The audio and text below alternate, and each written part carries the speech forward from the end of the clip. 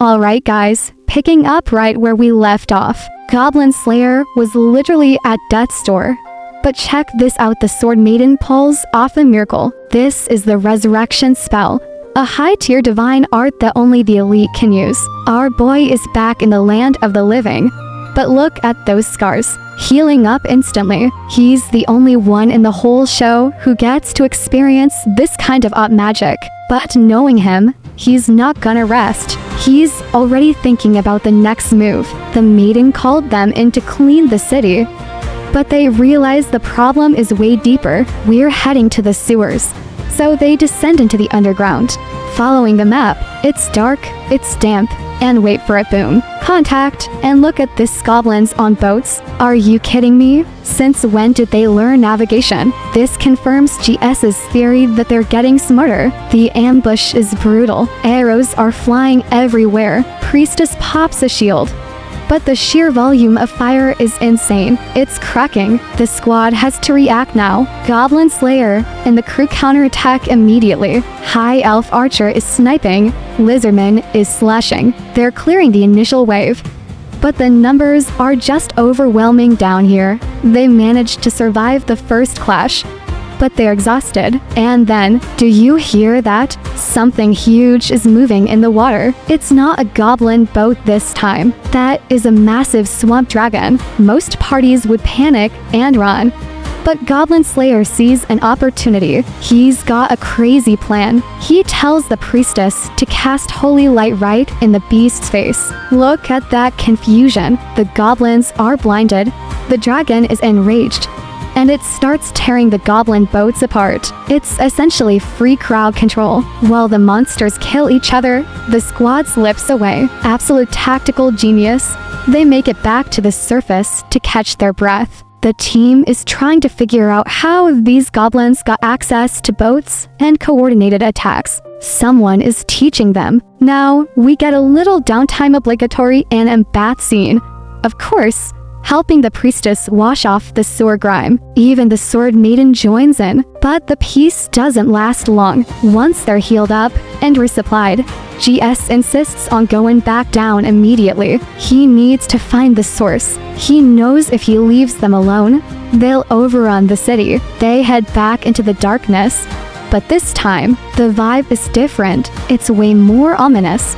They enter a large chamber, and suddenly it's a trap. The door slams shut, and poison gas floods the room. They're coughing, choking, and then he walks in. A Goblin Champion. Look at the size of this absolute unit. He's armed, armored, and angry. The dwarf tries to use a spell, but he's out of mana. They're getting swarmed. The champion takes a swing bam. Goblin Slayer takes a direct hit. He gets launched into a tombstone that looked like a career-ending injury. He's coughing up blood, barely moving. The rest of the team is getting overrun. It looks like a total party kill scenario right here. Priestess is screaming.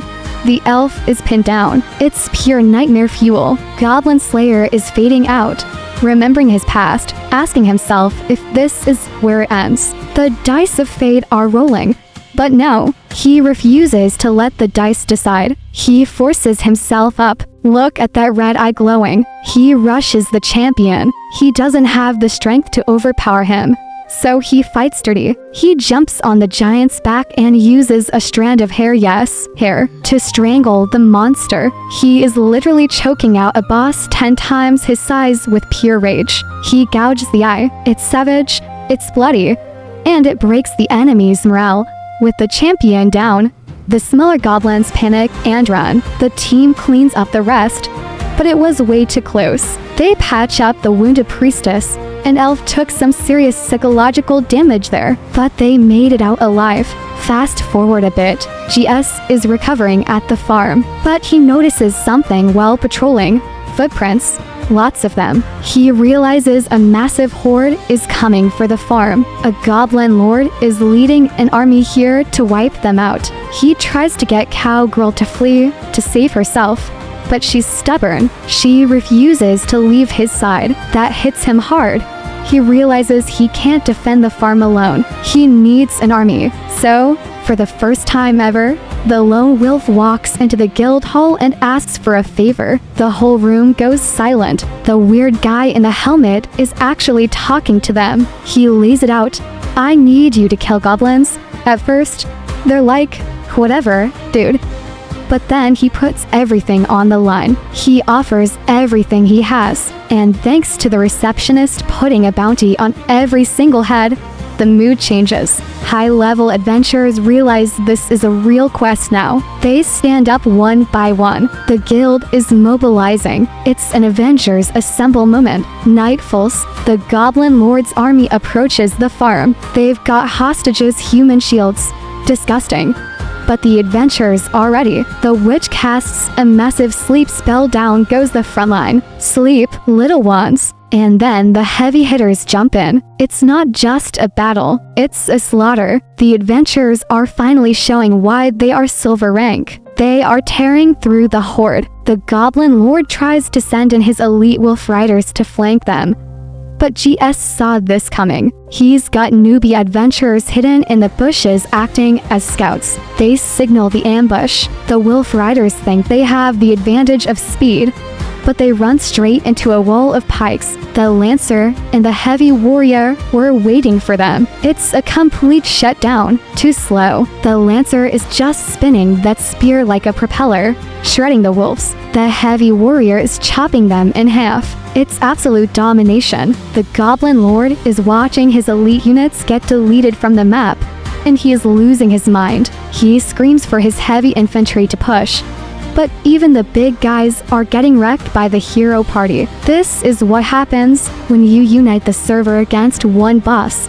The Goblin Lord realizes he's losing the main battle. He tries to sneak around the back to kill the villagers personally. Typical coward. But guess who's waiting in the shadows? Goblin Slayer. He's been camping this spot the whole time. The Lord thinks he can take him 1v1.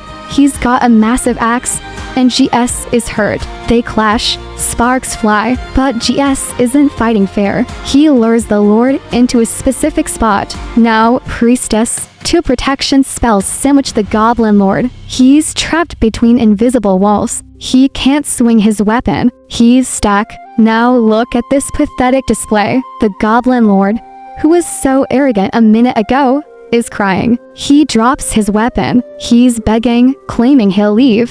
He'll be good.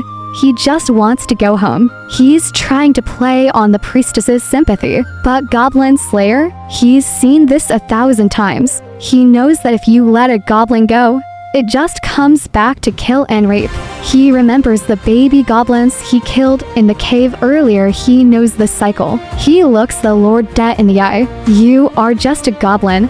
And he plunges the broken blade right into his throat. Cold-blooded justice. The Lord falls. The rest of the horde routes. It's a total victory for humanity. As the sun rises, the adventurers are cheering. Cheers.